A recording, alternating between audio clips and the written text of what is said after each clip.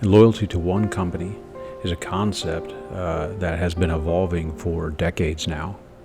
So we're going to explore why putting your trust in a single employer may no longer be a sound strategy and what that means for your career.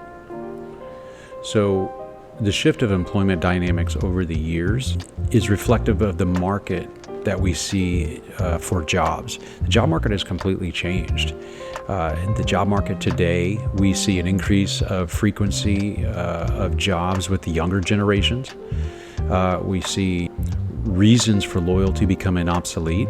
A lack of job security in a lot of sectors helps contribute to that. When we see companies do massive layoffs over and over, year after year, across multiple industries, affecting multiple generations of workers, then the question becomes, why should we as workers have loyalty to companies? It's clear they do not have loyalty for their workers. It is about their P&L, their profit and loss statement. It is about their bottom line, their profits, their revenue. And it is about creating a sense of worth for their shareholders. Let's explore why that is. There's a stigma attached to jumping jobs or leaving a company. And that comes from, there's a myth of job security.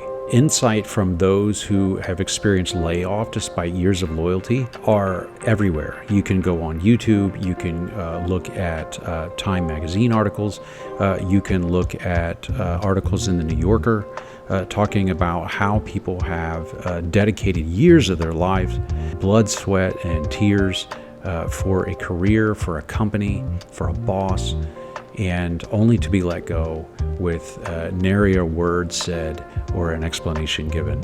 I think that we should focus from loyal to the company to loyal to the process that we're overseeing. The ability for us to look at the benefits of our process loyalty, that is actually going to carry us through.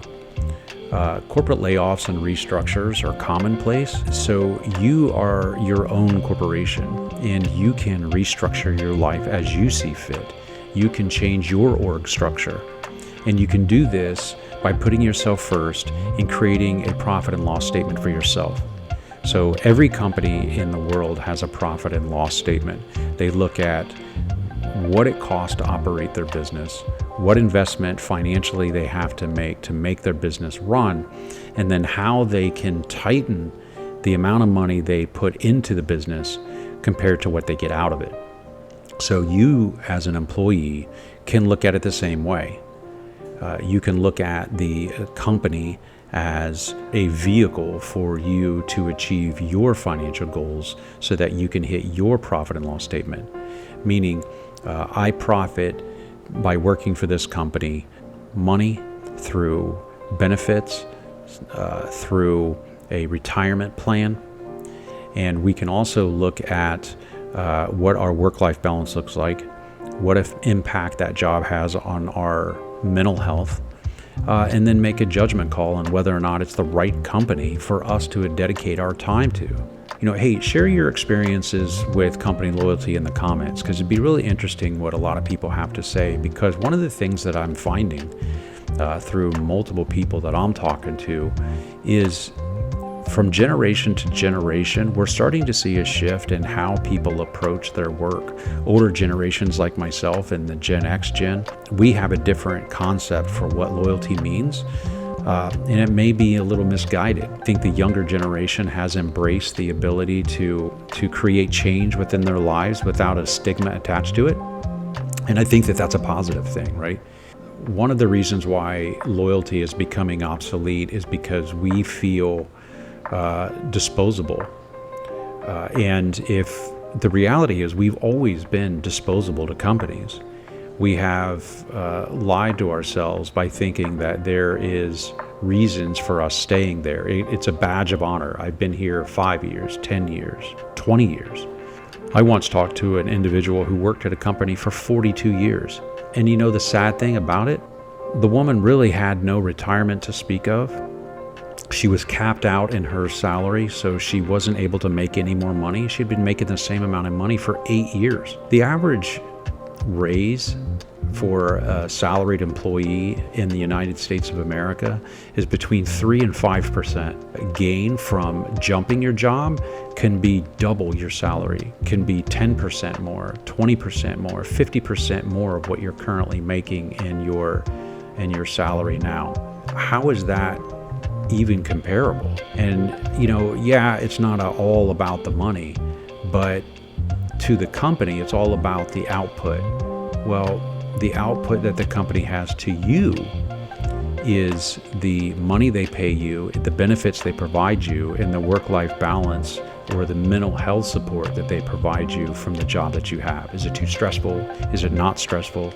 Do you have enough work? Do you have too much work? Do you have not enough work? Well, you want to create a personal brand because this is a great network strategy for career advancement. I'm talking about how we can navigate through the corridors of our careers by having conversations about what really matters to us.